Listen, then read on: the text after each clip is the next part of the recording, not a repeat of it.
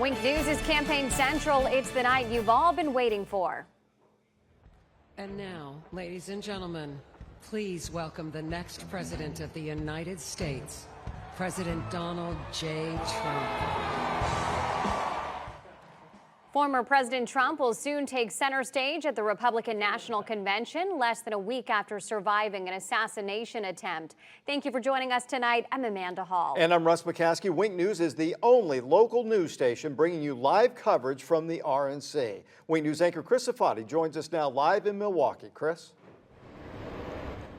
Well, Russ, there is energy reaching a fever pitch inside that room right now. The former president's son, Eric Trump, speaking on stage right now. The crowd erupting in applause. His father looking on and smiling at several different occasions during that speech, working up to the big speech from Donald Trump coming up. Hopefully, we're thinking within about an hour. A lot of personalities there tonight to present this and encourage this energy. The first one, Hulk Hogan. Let's listen to that. You know, when I look out and I see all the real Americans, I think about how Donald Trump, his family was compromised.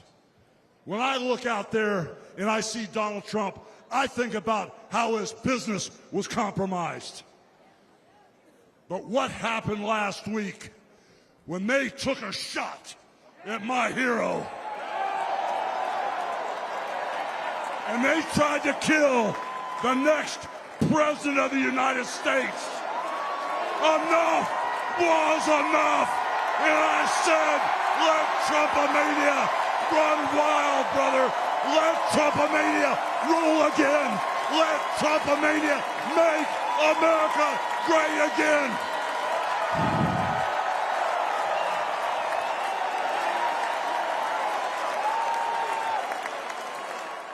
Still waiting to hear from the UFC's Dana White a little bit later. Wink News anchor Claire Galt is with me now. Claire, in addition to the energy, a lot of speakers were using a theme of God and prayer in their talks tonight. Yeah, Chris, and I just want to say, that crowd was excited, but there was a Detroit pastor who spoke, and I mean, he talked about the assassination attempt. He said that God is the reason that Donald Trump is here tonight, the reason that he is speaking, and he had the crowd absolutely energized. I mean, it was electric.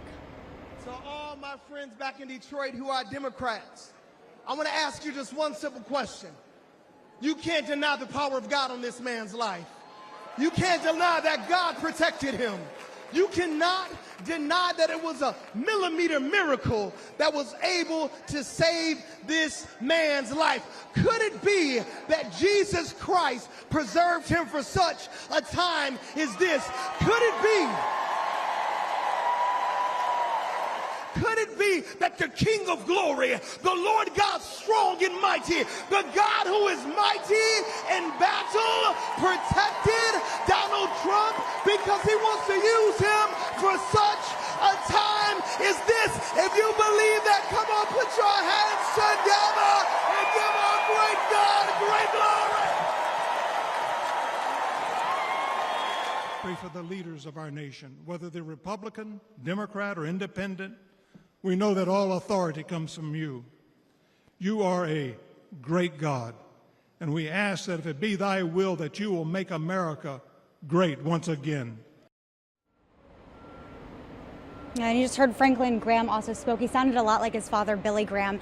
And when he led that prayer, he spoke not just to Republicans, but to all Americans. Now, Chris, we also heard from Tucker Carlson, and it was very clear he knew how to lock the crowd in. Absolutely. One of the bigger names speaking tonight also happens to live in Southwest Florida. Here it is. I watched the video of what happened in Butler, Pennsylvania about 50 times. I think I was one of about 8 billion people around the world who watched it. And the more I watched it, the more it struck me that everything was different after that moment. Everything. This convention is different. The nation is different. The world is different. Donald Trump is different. When he stood up after being shot in the face, bloodied, and put his hand up, I thought at that moment, that was a transformation. This was no longer a man.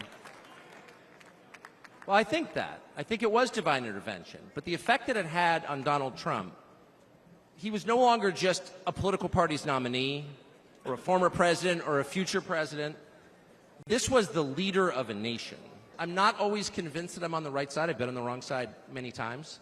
You'll never hear me say I'm on God's side, or God's with me, or even I'm with God. I want to be, not sure I am. But I will say this unequivocally and conclusively. God is among us right now. Carlson picking up on that religious theme in a speech that he entirely ad-libbed. Yeah. No teleprompter, no script. Of course, now everybody's waiting for Donald Trump to speak. We're going to have that for you on Wink News at 11 or right after the speech is over. Chances are it might run over a little bit, but we'll have the highlights for you right after that. For now, with Claire Galt, I'm Chris Safadi, live in Milwaukee. Back to you.